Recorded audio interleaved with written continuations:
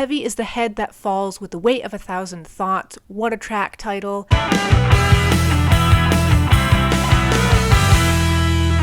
Hello everyone and welcome back to my channel. I'm Molly, and in this video I'm going to be talking about the album I Let It In and It Took Everything by the British heavy metal band Loathe. Now, Loathe is a band that I honestly have not been super familiar with for very long. I've only recently discovered their music. They actually had an album out this year, which I really liked. It was very atmospheric, cinematic, which is right up my alley. I typically love music like that, and they didn't disappoint. I loved their most recent album, but their second studio album that came out last year, I also recently listened to, and it kind of has those same elements, but they fuse more vocals and more heavy metal rock influences on it. It's just a slightly darker, heavier, more intense album, and I just loved the sound of it. I thought that Loathe did a fantastic job fusing different elements on this album, so I figured I would just film a short little video talking about this album, why I like it, kind of going through all the tracks, and yeah, hopefully you all enjoy. So I Let It In and It Took Everything starts off with the short little track Theme, which is kind of just like an opening track on this album. It's very stripped back, very angelic sounding, ethereal, a very beautiful, kind of slower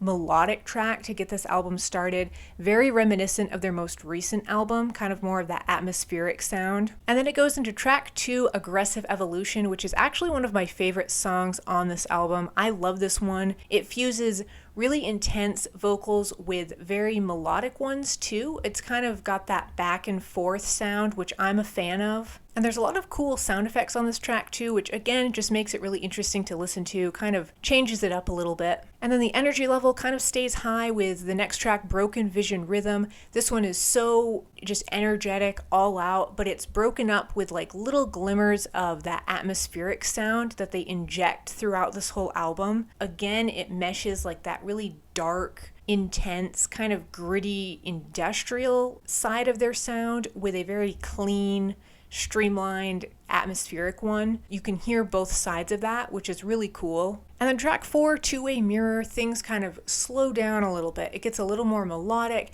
This is a beautiful track. I don't like to compare artists, but there's definitely certain elements on this album that remind me a lot of Deftones, and this track is one of them. But I just love all of the distortion and echoiness on this one, but like I said, it's a little bit more subdued, reined in. It's just a gorgeous track. And then there's the track 451 Days. This one is probably the most different sounding track on this whole album. Very reminiscent again of their most recent album. Kind of got that more cinematic, I guess you could say atmospheric vibe going on. I like how, I don't know if you'd call them vocals, but just like the talking is kind of distorted, and then you've got the music playing over it.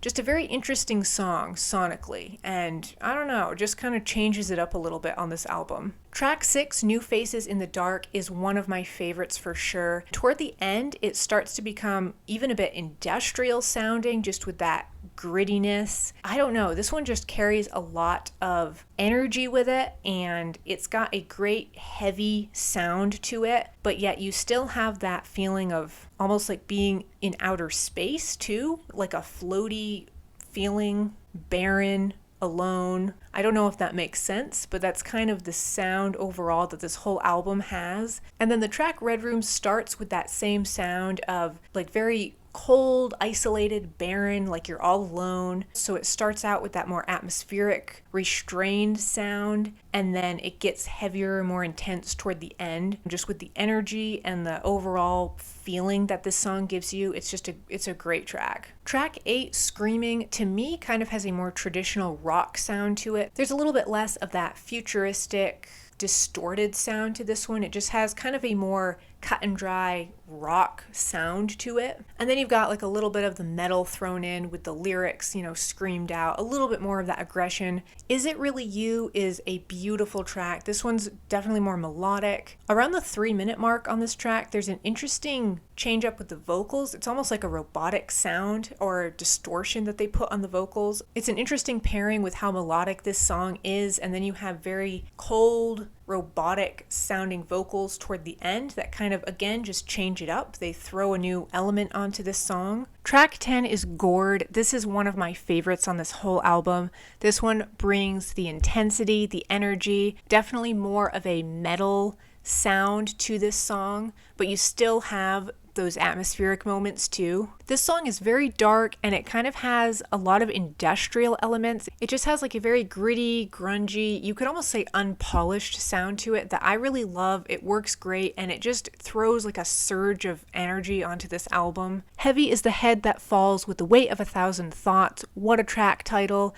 but this one's great too. It kind of, again, keeps up that same energy that Gored starts out with. Again, with the fusion of kind of industrial heavy metal, but then with the atmospheric distortion too. It's just a mental song. It's great, tons of energy. And this track too has a very interesting ending. The vocals almost are very choir-like, and then with the guitar, it's definitely not the ending you would expect this track to have when you start listening to it, but it works. It works great. And then with track 12, A Sad Cartoon, we go back again to a kind of more melodic, slowed down song. Again, this one has kind of a more traditional, just rock sound to me anyway. It didn't have as much of that experimentation or distortion going on. And then track 13 is just a little reprise of A Sad Cartoon, which it's a very short track. I think it's a little over a minute long, but it's really pretty. It's a gorgeous track to listen to, very simplistic, kind of a nice little touch though. And then track 14 is the title track, I Let It In and It Took Everything.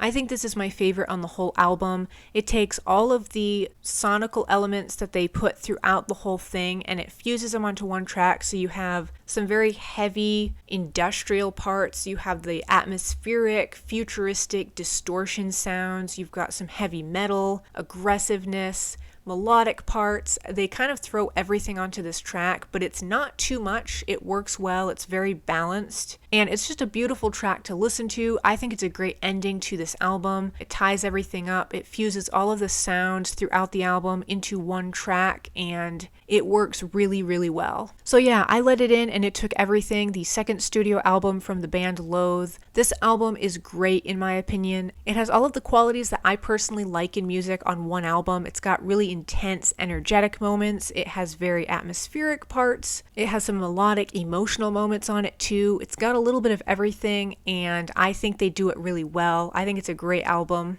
And yeah, overall, I just really enjoyed listening to it. It definitely impressed me, and I look forward to hearing what Loathe comes out with later on in their discography. Definitely let me know down in the comments what you thought of this album and what your favorite song is from it. As usual, thank you all so much for watching. Stay tuned, and I will see you in the next video.